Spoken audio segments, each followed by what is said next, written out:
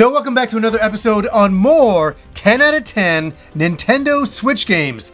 These are Switch games that I believe deserve the 10 out of 10 right next to them. There's great games on the Nintendo Switch, and then there's games that elevate above those into the 10 out of 10 category. And I'm going to talk about all the reasons why I think these games deserve a 10 out of 10 right next to them.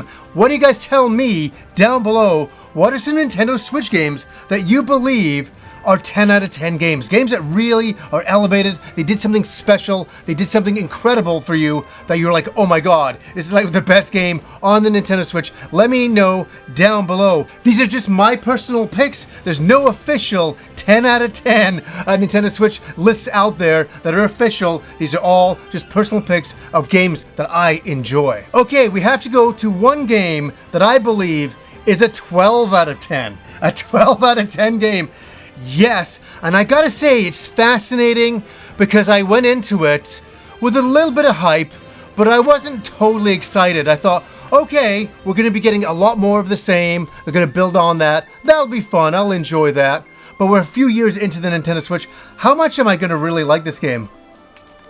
Oh my god, it blew my mind. It blew my mind. And I liked the original game. In fact, it's one of my favorite video games of all time, and that is Breath of the Wild. But we've already covered that. I'm talking about Tears of the Kingdom. This game, I believe, and I'm going to say it for me personally, I believe this is the greatest video game I have ever played. And I did not think that going in. I thought it was going to be a lot more of Breath of the Wild. And then I got in there, and I did 64 shrines in a row, and I really got into the meat and potatoes of the game, and I'm like, they didn't just add a few levels and add a few things to the game. They built upon it, and they built above it and below it with the sections of this game that they created with the sky and the underworld.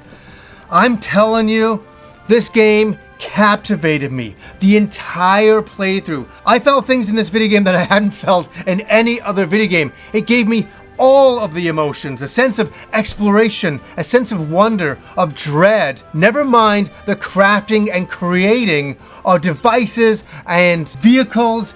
You've never seen anything like this game. And I was on the floor. And at first, as I said, I thought, I can't take on this game. It's way too big. It's way too big. And before I knew it, I had the Hyrulean shield and had the Master Sword, and I was going off to defeat the final boss in the game, and I'm like, I can't believe it's over. And let me say, this game is never truly over. I've said this also as well. If I was ever trapped on a desert island, you know, they always say, what game would you take? It would be Tears of the Kingdom, without a doubt. What did you guys think of this game? Is it a 10 out of 10 for you? Let me know down below. It is for me. It's a 12 out of 10. Now, the next game is a remaster of a classic game that was on the GameCube, and it came out earlier this year. To our shock, Nintendo says, hey, this game is available. And I'm like, what? So I downloaded the game, I started playing it, and I went on a very nostalgic ride. But I want to say, this game is not about nostalgia, it is about the game itself, and that is Metroid Prime Remastered on the Nintendo Switch. I went on a ride back to 20 years ago, and I couldn't believe how much I enjoyed the original game, and how the original game on GameCube is a 10 out of 10. And the remastering and the love they put into this one was like, wow. It made me remember all the reasons why I loved Metroid Prime when it originally came out. And that is because of the exploration of the 3D world that you could explore.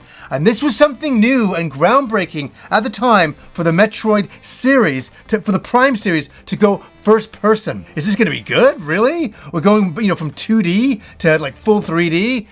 But you know what? The graphics, the exploration got me right away. And a lot of people were like, saying to me, I get lost in this game. I don't know where to go.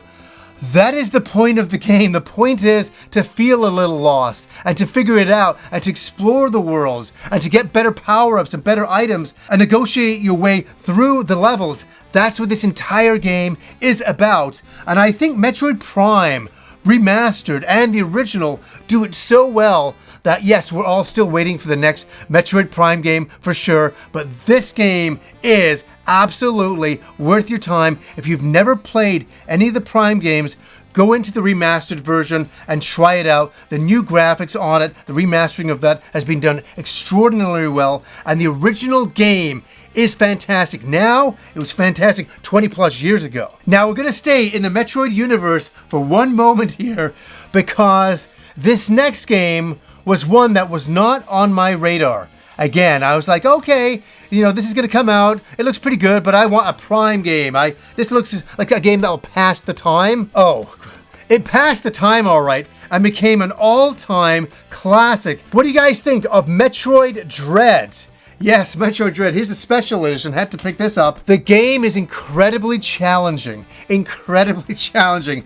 I had my friend Rob over. I have so many memories of us playing this game and screaming and having a great old time doing the same bosses over and over and over, but eventually figuring out the patterns. And that's the thing. Yes, the game is challenging, but if you figure out the patterns, you will figure out the game. I know that's like a stereotype for any game, but I know a lot of people got burnt out on this game right away and said, it's just too difficult. And it's meant to be. It's meant to be. And it's about exploration, getting new power-ups, unlocking the levels. That has always been Metroid in a nutshell, and this game has plenty of that. Incredibly challenging bosses, really beautiful graphics, wonderful places to explore, dripping with absolute atmosphere, and really deep, ominous music that keeps you on the edge of your seat. This game has every single thing for me as a fan of Metroid that you could possibly want. Metroid Dread is an all-time classic to me. What is it to you guys? Let me know. Now, going from the intense underworld exploration of Metroid, we go into something a little bit lighter here, something a little bit easier for the entire family to get into, and that is Super Mario 3D World Bowser's Fury. Now, I want to state something here. I've got a lot to talk about here. Super Mario 3D World is pretty good, all right? But it's not the game I'm pimping here. It's Bowser's Fury. Bowser's Fury is the real selling point of this collection, if you want to call it that. This game took me back, and the reason why it did is because I didn't expect it. And it was Nintendo's first real jump into the Mario universe, being in an open world environment. And I was in heaven and fell in love. And it really got me thinking and got my imagination thinking about how Mario is going to go in the upcoming years to come in an open world environment.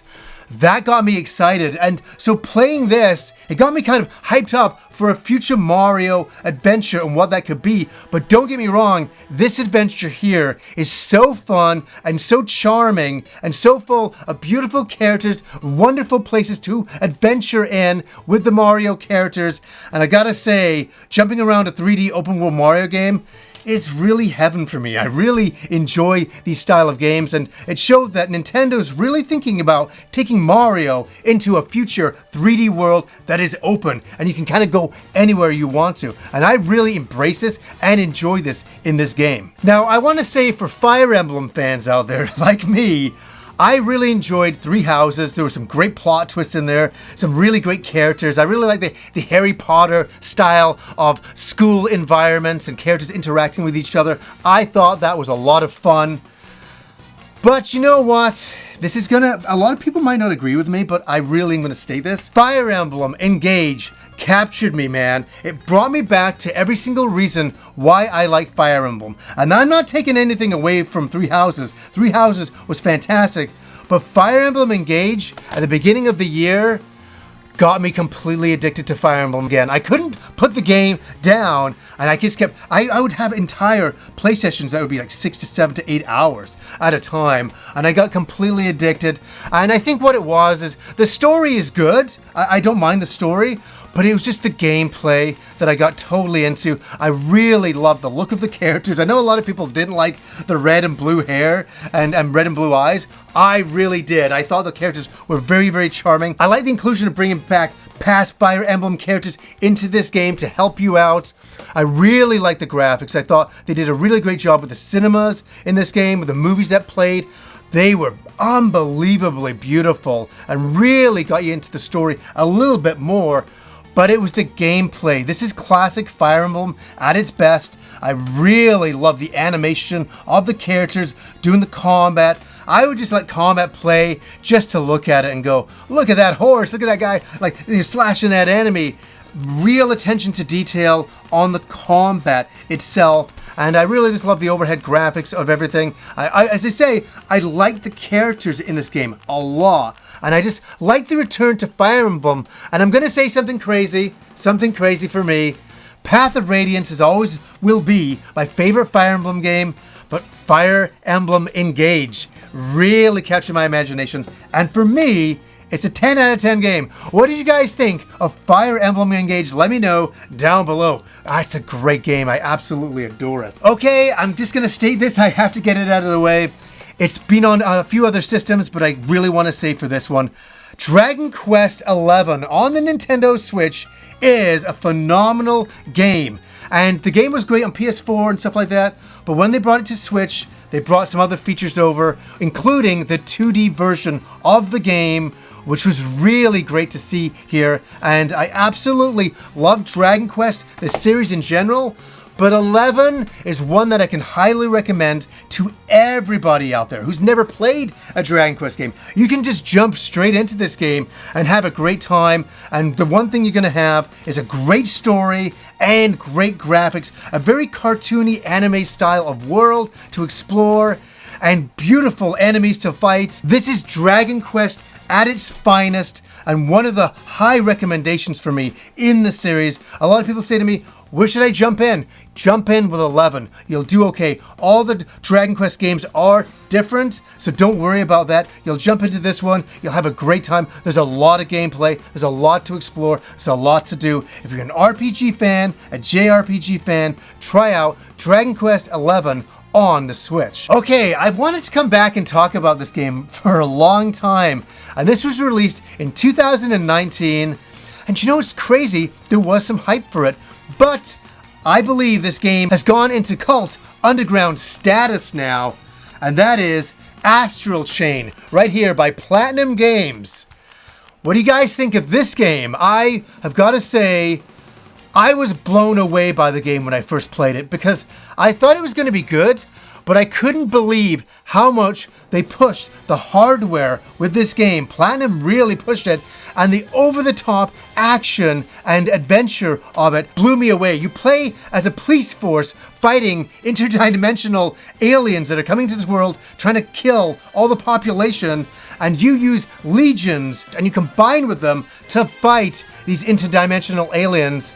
And it is something so cool. It's so cyberpunk. It's so 90s anime. And I think that's why I really like it so much. I loved the soundtrack of it. I love the character designs, the creature designs, the legions themselves. But it was also the action hack and slash gameplay that's going on that Platinum does so well.